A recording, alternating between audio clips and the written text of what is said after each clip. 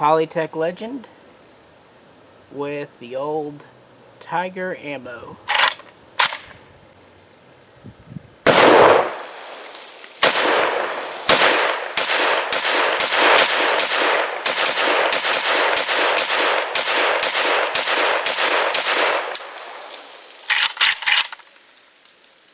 Clear.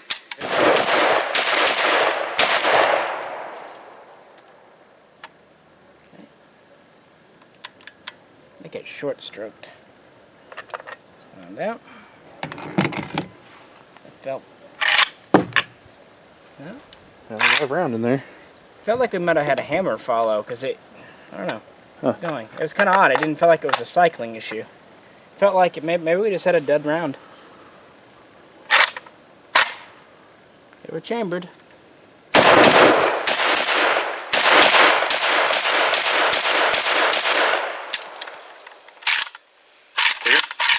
I'm gonna say that might have just been a dead round because it fully chambered. You've got a dimpled primer on it, so. This is the Wolf, made in January of 2016. Chambered.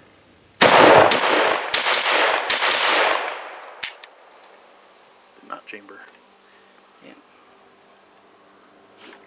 Let's see what we have here. I bet it's the same error as before. Yep. Same thing we were having before. Steam chamber. Okay. Hi, this is Misha. And as we promised about 3 months ago, we were going to do a re-evaluation of the Chinese Polytech Legend. Back in September, we posted a video, or rather a fail video, of this Legend here. We were having trouble with it cycling Wolf WPA with the polymer coating. And it was really unusual because we had used that ammo in multiple other guns, both that day and before and since. And we're talking a very wide range of guns from a couple of different SKSs. Jay has a Russian, I have a Russian. We used it in a Chinese SKS. We used it in VZ58s. We used it in at least 2 milled arsenals. We used it in a OPAP as well as an NPAP. I'm sure we've used it in Romanian guns, Wassers, SAR-1s, those get shot quite frequently.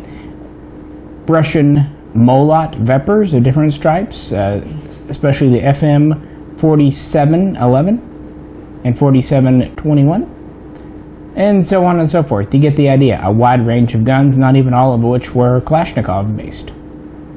But this gun here was choking on it.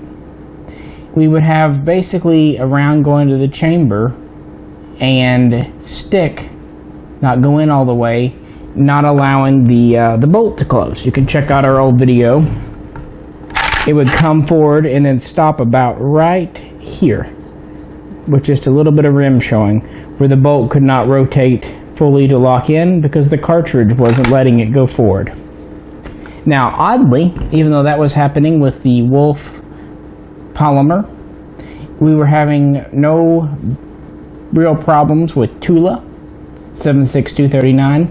That said, we only had a handful of rounds to Tula to use that day, maybe 20, 25 at most, so it's kind of a small sample, but the Tula did run through it without problem.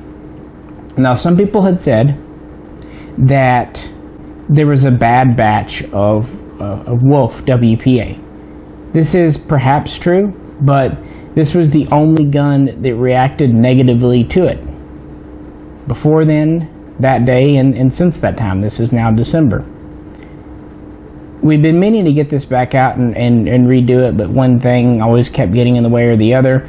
But we finally brought it back out today and tried as much ammo type as we could really get our hands on at short notice. We were going to pop into a local store and pick up some different things, maybe Remington, but it was so busy right before Christmas, sorry. And as it turns out, we pretty much just have different Wolf around, because that's what we've always shot. That's what most manufacturers use to test their AKs. It's just kind of the standard, guys.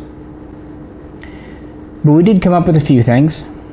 First off, we had some older Tiger brand, which is Barnaul, from Russia, 124 grain. It was, the date on the box was around 2002, so it's quite old. Of course, in ammo terms, that's still quite young compared to a lot of the surplus we all shoot. But that cycled fine. Next, we tried some Wolf Military Classic, also 124 grain. It worked perfectly, except we had one light primer strike. It seemed like it dimpled the primer, but maybe not quite enough to set it off. And as Jay probably accurately pointed out, it might have something to do with the fact that these Polytechs have spring-loaded firing pins. So maybe it lost just enough energy not to set off a particularly hard primer. Other than that, we didn't have any of the chamber issues. Now we get back into the Wolf WPA, which was 123 grain. We had the batch, we had cartridges out of the batch we tried last time, which are January 2017 dated, and we found an older batch out in the storage building that was January 2016. It choked on both again. Same issue as before. So, unless this bad batch of Wolf WPA lasted for a year, it doesn't seem to be a batch-specific thing. This Polytech Legend, I don't know about yours, probably different, but this one here just does not seem to like the 123 grain WPA polymer-coated ammo. It was performing the same type of malfunction today as it did before, and this after cycling 2 other types, well 3 if you count the Tula, without issue. So, in the future, we were going to probably shoot Brown Bear in this, or Silver Bear, because that's the equivalent to that old Tiger that it seemed to like best. Failing that, we'll use Wolf Military Classic because it ran that quite acceptably too. So there is our follow-up. We are still having difficulties with that one type of ammo. Just for completeness' sake, out with us today, we had the Hungarian SLR 100H, which is a milled receiver gun, almost identical to this, but built from Hungarian parts on a Bulgarian receiver. And we had a pre-ban Hungarian SA85M underfolder, and we had one of the TGI AMD 65s. We also had a Chinese SKS paratrooper. All of these guns ran the WPA ammo without issue or complaint. So this just seems to be something very specific to this Polytech Legend. Here, or maybe other Polytech Legends experience similar failures. We really don't know, but we promised an update, and there you have it.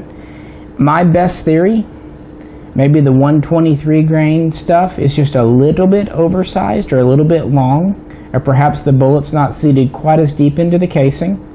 And this is combined with perhaps a little bit of a tight chamber on this gun.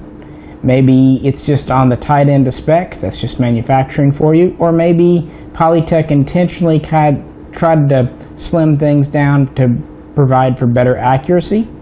It's also possible that the chrome lining, the chrome plating in the chamber is a little thick, or maybe has a bubble or a ripple in it that causes this. We really don't know at this point. What we do know is we just cannot use that ammo in this gun. So we'll have to stick to Brown Bear or Wolf Classic. So yeah, if you have your own stories or theories, we'd love to hear them in the video, because we're just sharing our experiences here. We've tried this multiple times and keep getting the same exact failures with this. So if you have any of your own Polytech Legend stories, that'd be great. And if you enjoyed the video, if you liked it, please click. And if you haven't already subscribed and enjoy endless hours of talking about Kalashnikovs and other historical military guns, we'd appreciate it if you would subscribe as well. Well, as always, this is Misha. We appreciate you tuning in. And please check back in again soon for hopefully another interesting video. We'll catch you there.